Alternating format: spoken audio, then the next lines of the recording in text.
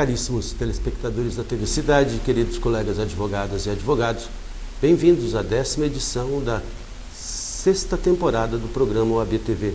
Sou Gustavo Coraini e hoje tenho a imensa satisfação de receber aqui o nosso presidente, Dr. Marlúcio Bonfim Trindade, emérito presidente da 31ª subseção, que tenho a imensa honra de receber aqui, acompanhado do Dr. Alexandre Alves Vieira, emérito advogado tributarista, que assumiu a Comissão de Direito Tributário. Primeiramente, boas-vindas ao Dr. Marlúcio. Boa tarde, Dr. Gustavo. Boa tarde a todos os que nos assistem. Para mim é um prazer muito grande estar aqui e poder falar para a população, sobretudo para os advogados de Marília e região. Em seguida, seja bem-vindo, doutor Alexandre. Boa tarde, doutor Gustavo. Obrigado pelo convite. Agradeço também ao doutor Marlúcio por ter me convidado para esse bate-papo desta tarde. Bom, é um prazer receber aqui o nosso presidente e principalmente nesse momento em que o seu mandato começa a se desenvolver, a adquirir um certo passo, e houve a assunção das comissões, dos membros das comissões, que aconteceu nessa semana que se passou. Doutor Marlúcio, comenta livremente sobre isso, doutor. Bem, Gustavo, ontem nós tivemos a honra de estar na casa do advogado a partir das 19 horas e receber praticamente todos os presidentes e vice-presidentes das comissões já montadas. Eu observo que nós não montamos todas as comissões ainda e nem todos os membros foram devidamente chamados. O tempo ainda curto, infelizmente não temos a condição de parar de trabalhar, somos advogados, vivemos disso, unicamente disso, e temos dedicado certa parte do nosso tempo em favor da OAB. E ao passo que ontem nós conseguimos concretizar um sonho que é democratizar ainda mais e fazer os advogados se achegarem à casa e tomarem pé e posse da maioria das comissões já formadas. Ontem foi uma cerimônia solene, simples, mas muito especial, sobretudo para mim, porque via as pessoas que estiveram lá muito felizes, muito contentes pela nomeação, o respeito à classe. Nós conseguimos lotar a casa e realmente para nós, sem sombra de dúvida, foi um grande passo, um bom início de gestão com o apoio de todos. Bom, foi notório o valor das comissões, porque elas são acesso entre a burocracia da OAB e o advogado e a sociedade. Como é que é feito esse mix? Pois bem, a ordem, ordinariamente, a condução e a administração da ordem como um todo, ela segue basicamente o padrão do Pacto Federativo. Então nós temos o Conselho Federal, onde nós temos personalidade jurídica própria, pode fazer a defesa dos advogados e da sociedade como um todo. Temos as seccionais responsáveis por cada estado e o Distrito Federal. E as subseções, elas são responsáveis como um braço da seccional. No caso de Marília, nós não temos personalidade jurídica própria e somos uma espécie de longa-manos da seccional de São Paulo. As comissões, a maneira com que nós encontramos e atendendo o que nós havíamos preconizado durante a campanha, foi em possibilitar que a gestão da OAB, da atividade da OAB, a gestão da classe efetivamente possa ser mais democraticamente feita e produzida pelos advogados. Certamente, eu participei das gestões anteriores e naquele momento nós tínhamos a necessidade, eu e o Dr. Taio, especialmente o Dr. Taio, que capitaneou todo este alicerce, onde criou coisas importantes para nós e que hoje nos possibilita ter essa atitude. Hoje nós temos uma condição macro criada naquela oportunidade, com a trazida basicamente de várias questões regionais, tornando Marília uma regional de 10 subseções circunvizinhas, e agora nos possibilita ter esta ascensão para dar à advocacia marilhense, aos advogados marilhenses, uma participação ainda maior na condução da gerência, enfim, da atividade que a OAB exerce aqui na cidade. Bom, o doutor Alexandre, ele veio aqui representar todos os presidentes e membros de comissões que foram, que tomaram posse semana passada. Então, eu pediria ao doutor Alexandre que ele explicasse qual que é a função do presidente, dos membros, e como que o senhor pretende atuar na sua área e como acha que os presidentes e membros devem atuar no trato do dia a dia. Olha só, doutor Gustavo, ontem de fato foi um dia de muita felicidade. Nós encontramos todos os presidentes, vice-presidentes, membros das comissões bastante motivados, e um fator que me chamou bastante a atenção é que as comissões são, em sua grande maioria, compostas por jovens advogados. E, naturalmente, essas pessoas estão bastante motivadas para assumir o seu mistério. De minha parte, me coube a Comissão de Direito Tributário. Eu sou presidente juntamente com o Dr. Tiago Capi Giannini, ele é meu vice-presidente, e nós dois iniciaremos o trabalho juntos, mas talvez num futuro a gente pense em trazer outras pessoas para compor essa comissão.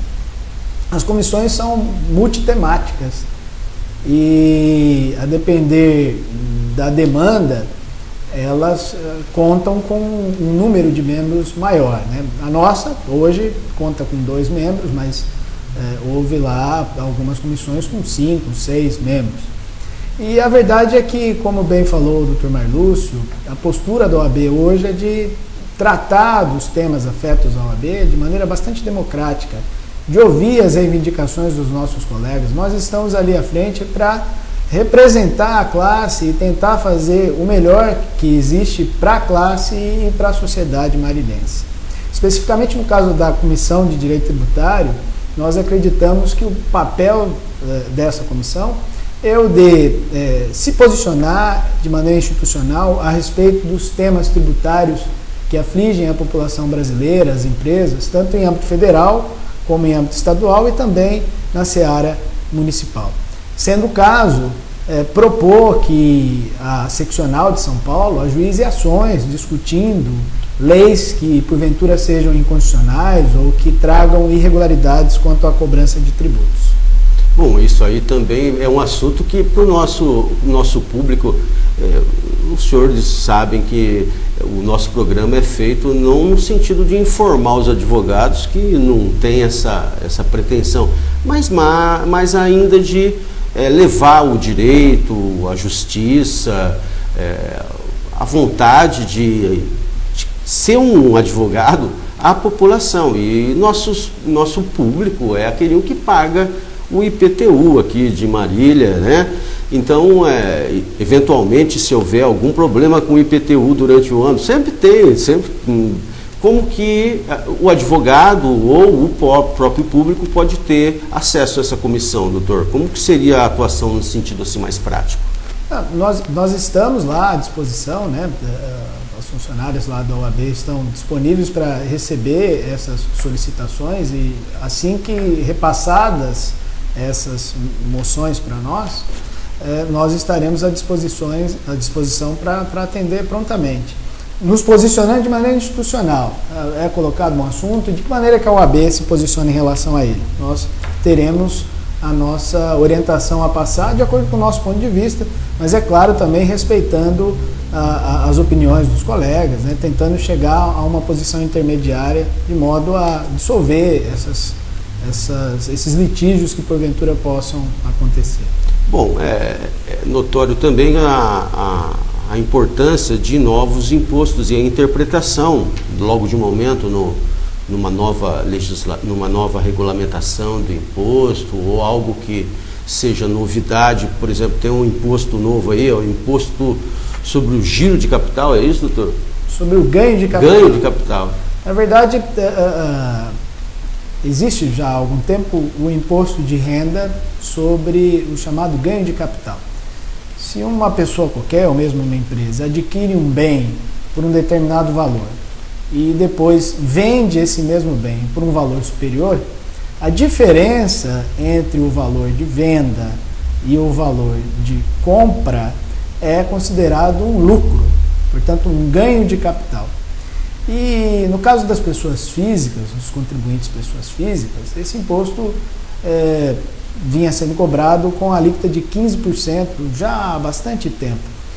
E uma lei recente, a Lei 13.259, aumentou as alíquotas, ou a alíquota que antes era de 15%, ela passou a encontrar percentuais variados, conforme o valor do ganho de capital. E essa tributação pode chegar a 22,5%. Essa alteração, que é extremamente recente, provocou em algumas pessoas certo desconforto, porque a Receita Federal chegou a sugerir que a alteração legislativa já passaria a valer neste ano de 2016. Mas nós todos devemos estar atentos ao princípio da anterioridade, previsto na Constituição Federal, no artigo 153, inciso 3º, que preconiza que, em sendo instituído um novo tributo ou sendo aumentado um novo tributo, ele só pode ser exigido no ano subsequente, desde que exista pelo menos um intervalo de 90 dias. Essa é a regra que vale para os tributos em geral. No caso do imposto de renda, a gente considera só a passagem do ano. Então, havendo uma alteração na dinâmica do imposto de renda, essas alterações só podem surtir efeitos no ano subsequente. E diante do princípio da anterioridade, a Receita Federal, ainda nessa semana, salvo engano, na segunda-feira, esclareceu que eles vão respeitar o princípio constitucional, e isso acaba trazendo relativo conforto para os contribuintes. Em tempos em que a lei muda de acordo com o dia do juiz, é bastante bom saber que a Receita está cumprindo a lei, né? Bom, um outro assunto que tem mexido mesmo, se não me engano, é o E-Social, doutor? Os E's em geral, né? Sim. O que a gente verifica é que os órgãos fiscalizadores, nos 3 níveis de poder, têm aprimorado os seus meios de fiscalização. Isso não é ruim, doutor Gustavo. Não, é ótimo. Isso é bom, na medida em que nós precisamos ter um Brasil em que o cumprimento das leis impere, em que as pessoas estejam dispostas a cumprir as suas obrigações, em que não se tenha corrupção. Enfim, tudo isso faz parte de uma mesma temática, né? Nós clamamos por um Brasil melhor, todos nós. E acredito que se os órgãos de cobrança fiscal dispuserem de instrumentos mais eficazes para verificar a vida dos contribuintes, isso é um ponto positivo. Agora, o que precisa ficar claro para as empresas e para os cidadãos é que esse tipo de obrigação acessória existe já há bastante tempo, mas o mecanismo é que mudou. Vocês sabem, meus colegas, que nós tínhamos a CPMF, que estão tentando implementar novamente, não é? Existe uma briga política em torno da recriação da CPMF, mas enquanto vigorou a cobrança da CPMF, esse tributo permitia ao Fisco Federal monitorar a vida dos contribuintes, porque nós tínhamos lá uma contribuição de 0,38% sobre as movimentações financeiras das empresas e dos cidadãos. E por regra de 3, era só ver o valor de CPMF para deduzir qual era o valor da movimentação financeira. Muita gente foi autuada a partir de informações advindas do recolhimento da CPMF. O fisco conseguia saber qual era o montante de dinheiro que transitou pela conta da pessoa e pedia esclarecimentos para a empresa ou para o cidadão, e em não havendo esclarecimento a respeito da origem daquele dinheiro, o fisco considerava o montante como uma receita omitida e cobrava imposto sobre isso. Com o término da CPMF, foi criado um outro instrumento para a averiguação das movimentações financeiras, que era a chamada DIMOF. Aliás, ela existe até os dias de hoje. As instituições financeiras são obrigadas a transmitir para a Secretaria da Receita Federal do Brasil a DIMOF, com o objetivo de levar ao Fisco Federal a informação a respeito das movimentações financeiras. O que se tem hoje? A E-Financeira. E a E-Financeira aparece em meio a uma série de outras obrigações acessórias a cargo dos contribuintes, que são transmitidas em tempo real de forma eletrônica. Se é que a gente se permite fazer uma brincadeira, é como se nós tivéssemos um grande Big Brother fiscal. A Receita Federal, sobretudo ela, consegue monitorar em tempo real as operações econômicas de toda sorte a cargo dos contribuintes. E a E-Financeira vem para tornar esse acesso mais rápido e mais efetivo. A informação que é veiculada por essa E-Financeira, ela já era veiculada pela Edmof, não existe novidade quanto a isso. O que acontece é que o instrumento de que eles se utilizam atualmente é um instrumento mais eficaz, mais moderno, e naturalmente as pessoas que porventura vinham negligenciando no cumprimento das suas obrigações devem estar atentas a isso. Não vai passar ninguém. Você movimentou dinheiro, ele virou bit e byte circulando na rede, ele está sendo monitorado, pode ser seguido, ver onde entrou, onde não saiu. A não ser que esteja o tal do Bitcoin, que é uma moeda que você precisa acreditar também para ter, porque é uma moeda digital. Então, é uma coisa que não é para velho. De qualquer jeito, atualmente, hoje em dia, aliás, pegou todo mundo nesses rolos todos aí por conta de muita informação que veio no banco, que está lá na Suíça, que está disponível. A informação está disponível. A contabilidade não pode até esconder alguma coisa, mas o que circulou está registrado em alguma entrada e alguma saída. Doutor Marlúcio, e o que o senhor acha de toda essa situação que está rolando aí, doutor? Sobre a nossa nova comissão, vamos falar no final de cereja do bolo. Vamos falar agora do que está acontecendo, da OAB, e nesse imbróglio todo aí do Brasil, porque a OAB tem que defender a lei, mas tem quem está aplicando a lei, exagerando na mão, no conceito de alguns, o impeachment, é crime de responsabilidade, emprestar dinheiro dos bancos do Estado para pagar contas, só pagar no ano que vem sem juros, daí tudo, doutor, está virando uma confusão legislativa enorme e a OAB está no meio. Qual é a posição da OAB nacional, estadual e a nossa aqui, doutor? Pois bem, como eu disse no início, a OAB ela tem um papel, sobretudo, e a organização da OAB como um todo, ela se assemelha ao Pacto Federativo. Conselho Federal, com CNPJ próprio, personalidade jurídica própria, pode falar em nome dos advogados de âmbito federal e pode tomar decisões e participar, inclusive, ativamente em ações com propositura de ações ou de apoio à propositura de ações. A OAB seccional, no caso do Estado de São Paulo, também pode fazer isso porque também tem autonomia, personalidade jurídica própria e pode tomar decisões, como de fato neste caso especificamente tomou, e pode apoiar também, no caso, também como fez, ao Conselho Federal em relação, propriamente dita, a essa questão que nós estamos vivendo agora, política.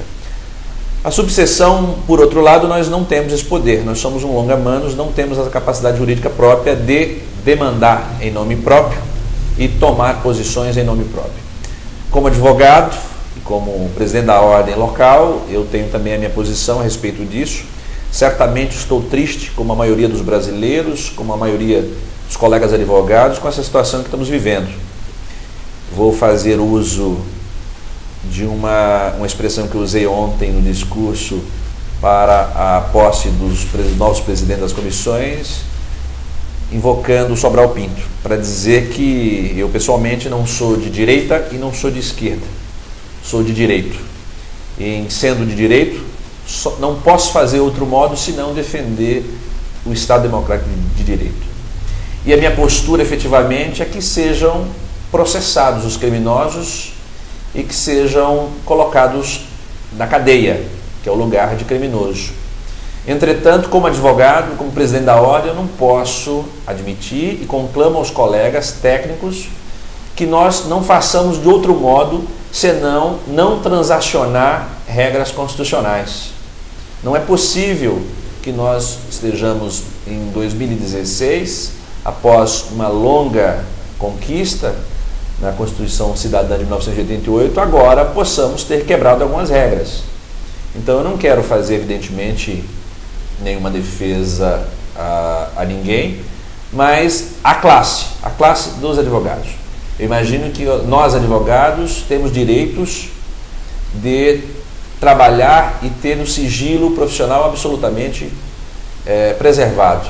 Então, com relação a este ponto especificamente, eu não transijo, em que pese o mérito possa ser de um modo geral e pela população de interesse, de repercussão geral, propriamente dito, mas me parece que como técnicos nós não podemos admitir, em hipótese alguma, que nossas garantias profissionais possam ser colocadas à prova. Eu chego a dizer que, imagine se fazem isso com grandes escritórios, com grandes nomes, com grandes representantes de bancas de advocacia, chego a dizer o que farão em relação a nós aqui no interior, a cada escritório aqui. Então, penso que neste caso especificamente, nós não podemos transacionar em que pese o resultado disso possa aparentemente ser o melhor para o país. Mas em relação para a nossa classe, para a advocacia, de minha parte, eu não transaciono e não abro mão do meu direito ao sigilo e à privacidade do meu trabalho. Nós não temos certamente outra posição a tomar. Em relação ao impeachment, nós sabemos que a OAB federal e a OAB estadual estão apoiando. A OAB tem dito que o impeachment é a melhor opção para o país. E a OAB tem se posicionado, a OAB estadual já se posicionou a favor disso, e a OAB federal também se posicionou a favor do impeachment. Logo no início eu tive uma manifestação a respeito dessa questão, na entrevista que eu dei logo no começo do ano, e disse o seguinte, que a OAB, nós como os técnicos, nós só podemos admitir a possibilidade do impeachment em havendo crime. Então, quer dizer, evidentemente o processo de impeachment é um procedimento previsto, constitucionalmente previsto, na ocorrência de crime. E se houver de fato o crime, se ficar apurado que há o crime caracterizado, certamente sou a favor disto. O que não posso também admitir, como jurista, como advogado, é que o processo de impeachment seja apenas um mecanismo de incompetência, de julgamento pela incompetência.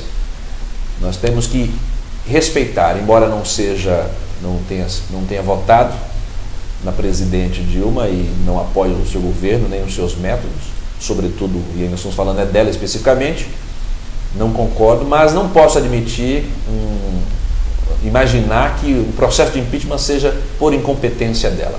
Mas sim, havendo corrupção, provada efetivamente a corrupção, provado o crime por conta do cometimento dela ou pela campanha, enfim, seja qual for o motivo, eu entendo que nós também temos que apoiar efetivamente, porque vai se cumprir nada mais do que a lei. O que a gente espera e proclama e comunga do presidente da ordem estadual e federal, que se cumpra a lei, de um modo geral. Nós, advogados, não podemos transigir de outro modo.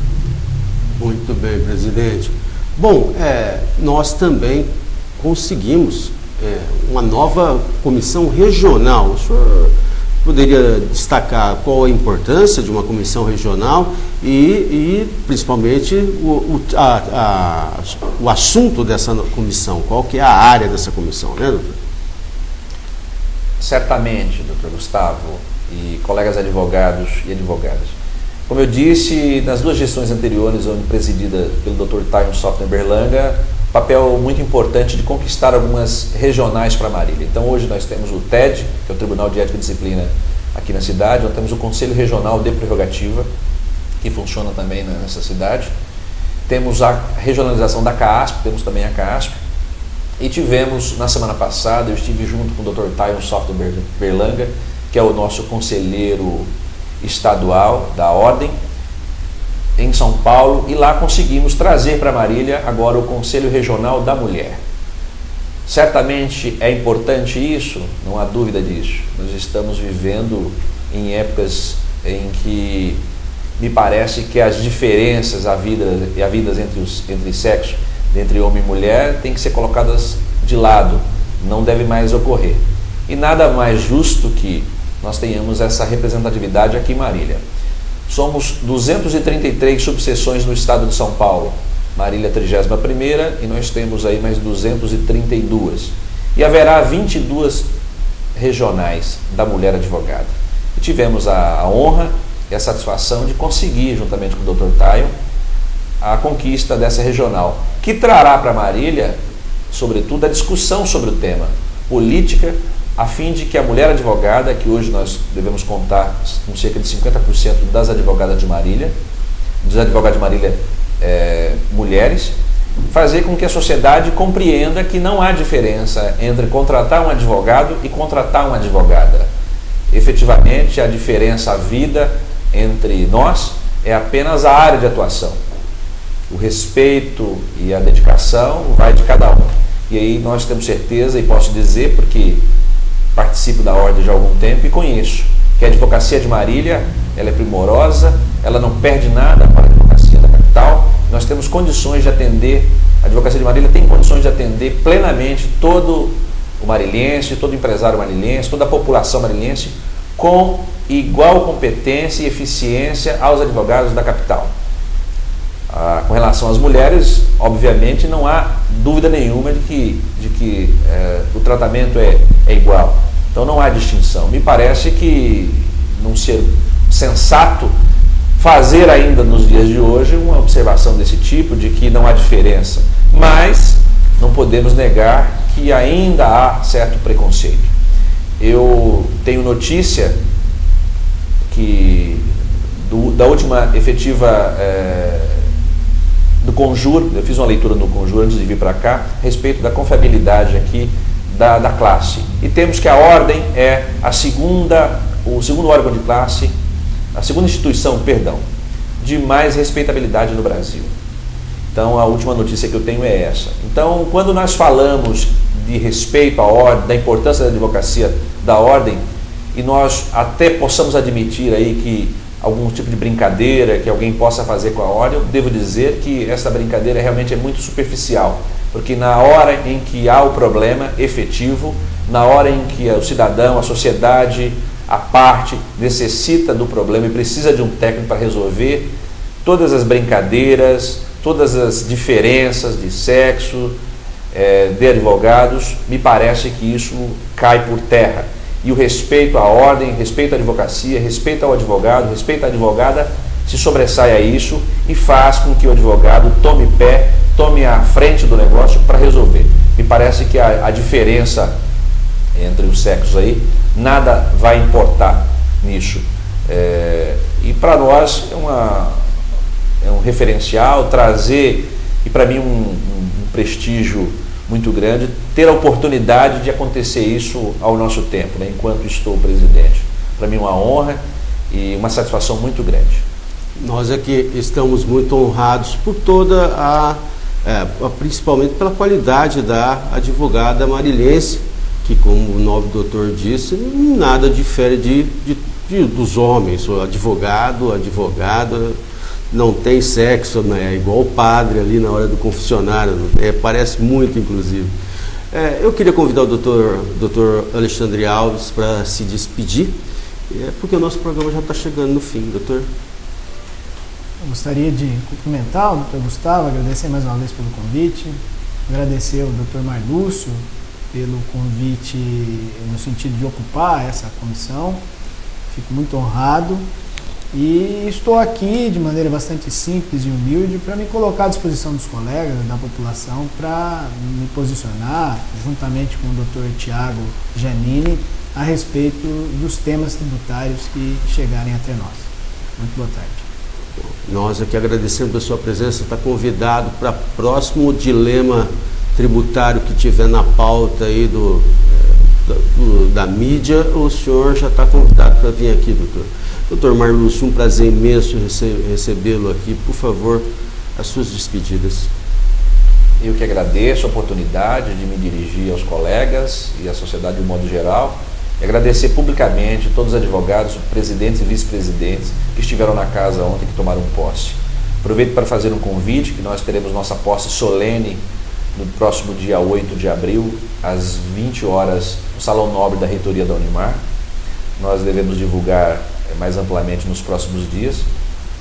Aberto a quem puder comparecer, será de grande prestígio. A diretoria de São Paulo deverá vir, as diretorias regionais também deverão vir para compor a mesa, chamando também as autoridades, e agradecer sobretudo os presidentes, vice-presidentes e membros que tomaram posse ontem, dizer que nós não esperamos nada mais deles do que a excelência, que é o que eles têm. Eles foram realmente pessoas que trarão para nós um benefício muito grande. Um grande abraço a todos e à disposição sempre. Eu agradeço imensamente aos nossos convidados a presença e a você, caríssimo telespectador, telespectadora, querido colega advogada e advogado, por nos acompanharem e nos permitirem estarmos aí na sua residência, no seu local de trabalho, onde os senhores nos assistem. Eu me despeço de todos, desejando a todos, como sempre, saúde e prosperidade. Até logo.